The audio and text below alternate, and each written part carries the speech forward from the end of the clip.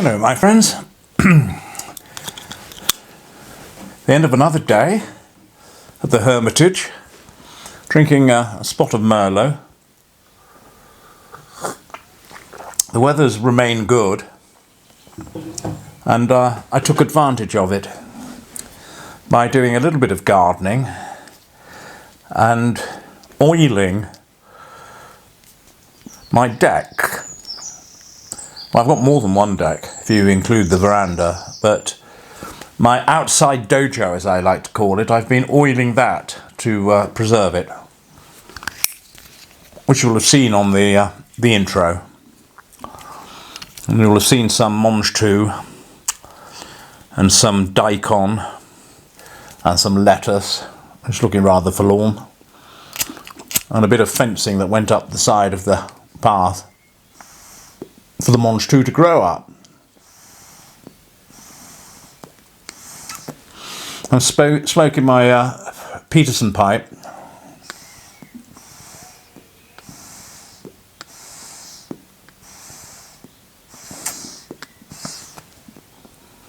And in it I've got that Pesse Canoe 20% Latakia.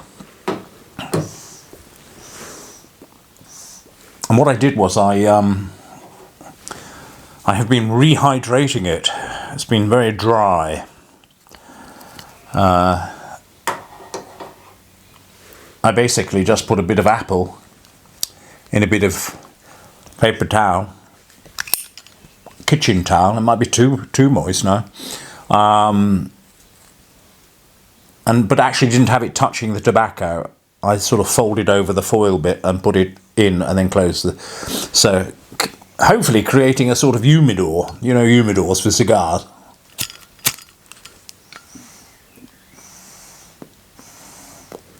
But it's such a good smoke.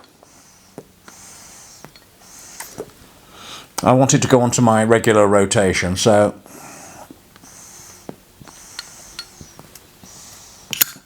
if it does arrive dry, I want to know what to do. Because it'd be a shame to jettison the brand just because.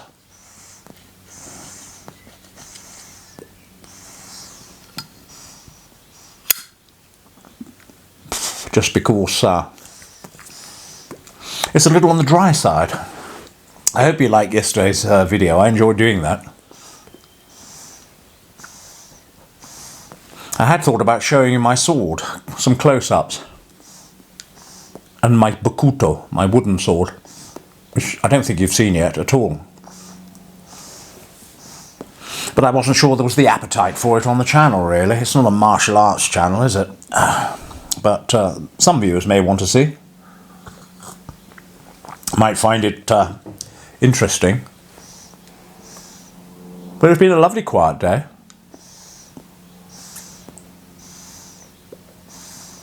It's always nice, isn't it, when you've achieved at least something. And just doing a bit of gardening.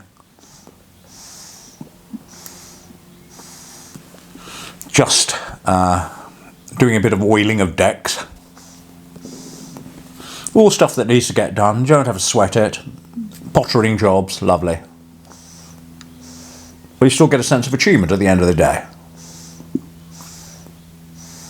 And I was thinking about, because it's quite expensive, that deck oil. I probably wouldn't have done it unless people had advised it in the comments. They said, "Oh, you're gonna have to oil those decks," and I thought, "Oh, okay." Well, it's not cheap, you know. Really expensive, that deck oil. And but if it preserves your investment, it's a good thing.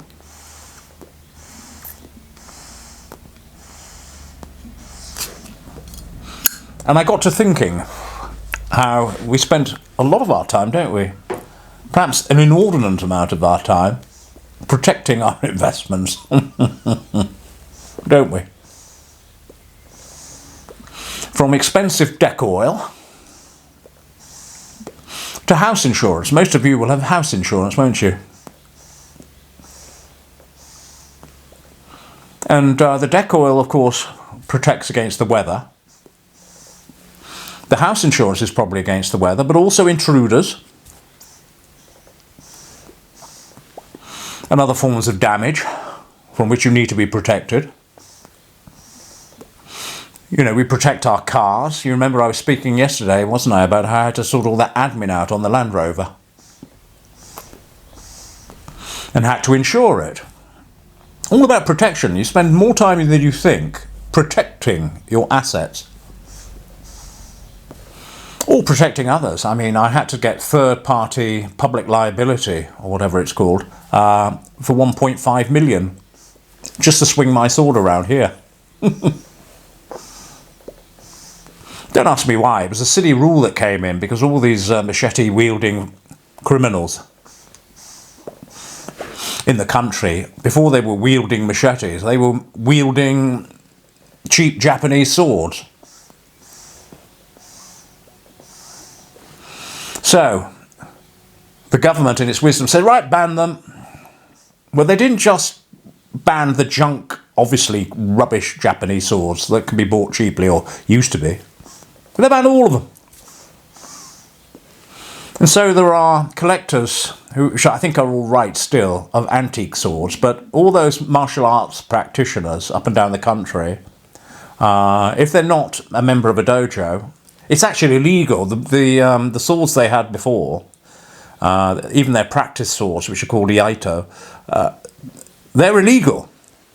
So you can be practicing martial arts all your life. You can have an iaito in the house, having hung up your hakama for good, not going to do martial arts anymore. And if the police came round and found it, you're going to be up in front of the magistrates. A bit like those killings, wasn't it? Where was it? I can't quite remember now. And they banned all hand pistols. So all the, you know, or even Olympic pistol shooters couldn't have a gun on. All of a sudden, even competition pistol shooting became jumping through lots of hurdles. I think you have to actually keep your gun at the club. You can't take it home with you. And this is all to do with protection, isn't it, of course? But anyway, that was my insurance for my my dojo. And I mentioned the insurance for the Land Rover. But then, even within the Land Rover, there's insurances, isn't there? I had great help from my Land Rover moguls and gurus about my fuse box. And a fuse is there, isn't it, to protect the car from too much energy going through and sparking up some sort of fire or other, or literally blowing a fuse.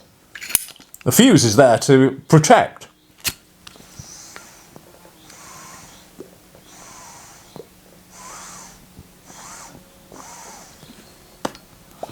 So we spend all our time protecting everything. In my other house, I used to have moths. Millions of them. And I used to have cedar wood. I used to put cedar oil onto these little round things and put them on my coat hangers to protect from the moths. You can't see, but to the right of me there are some cast iron, antique kitchen sort of pieces. A ruddy grey urn and a fire basket thingy and a few other bits and bobs. And yesterday I was spraying them with WD-40. Why? To protect them from rust in the atmosphere. Well, moisture in the atmosphere. You think about how much we do on a daily basis to simply protect stuff. And of course, by extension, we spend a lot of time trying to protect ourselves in other ways, don't we? We spend a certain amount of money from our taxes in order to have an armed service. The defence budget, to protect, technically, this country from invasion. So we protect our borders, or we're supposed to.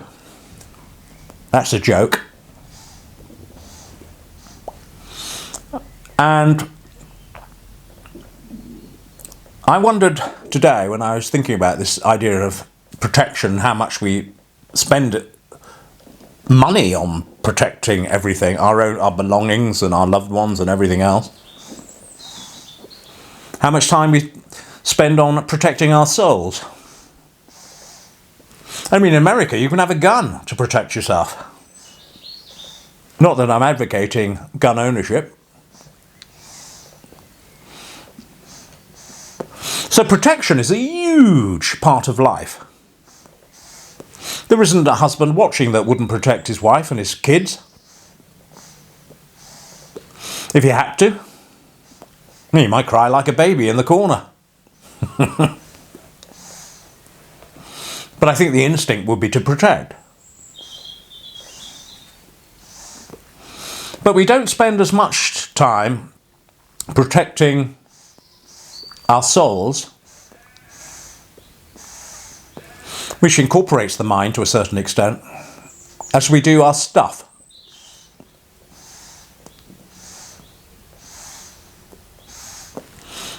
You see, mental illness or mental hygiene is affected when we don't take steps to protect ourselves.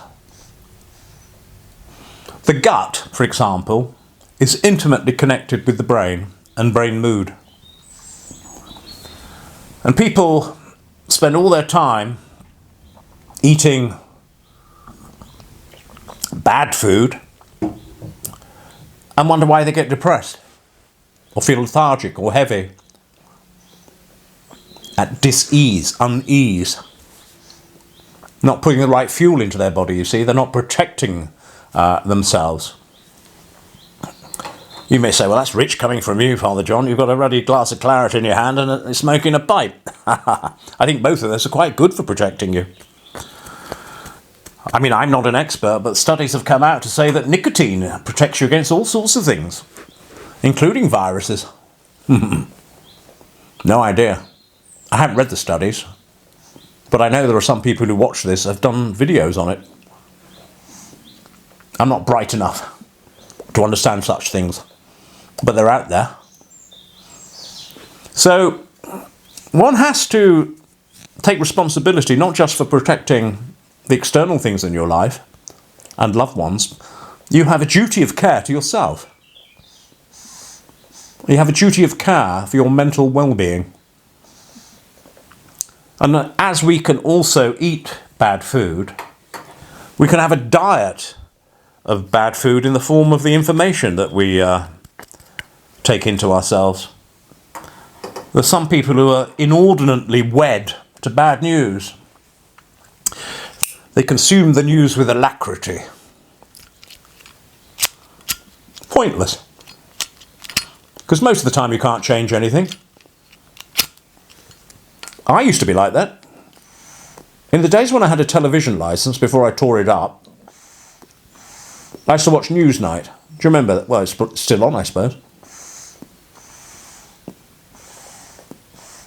And then there was another political programme on the other channel, the other side, after that, and I'd watch that. I was obsessed with it, knowing everything that was going on, and enjoying it, I suppose, after a fashion. I'm watching them all debating away, and getting exercised. But I tore up my licence, I don't know, was it 5 years ago, 6 years ago? I don't watch terrestrial TV anymore. I don't listen to the wireless as much as I did. The only channel I listened to on the wireless was Radio 4, and that's just been overtaken by the wokenistas. It's unbearable now. I used to listen to the Archers. Do you remember the Archers? That started off as just a wonderful plodding tale of ordinary farming folk. Very pedestrian, very prosaic, and a pleasure to listen to. Now, basically, it's just EastEnders in the countryside. Nightmare. Won't listen to it, refuse to listen to it. And that's because the scriptwriters are all 12-year-olds who've been indoctrinated by the system, pushing all sorts of crazy agendas now. Because that's the new gospel, isn't it? It's replaced the old gospel.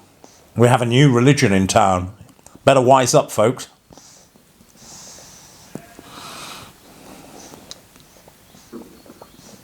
But we must protect ourselves.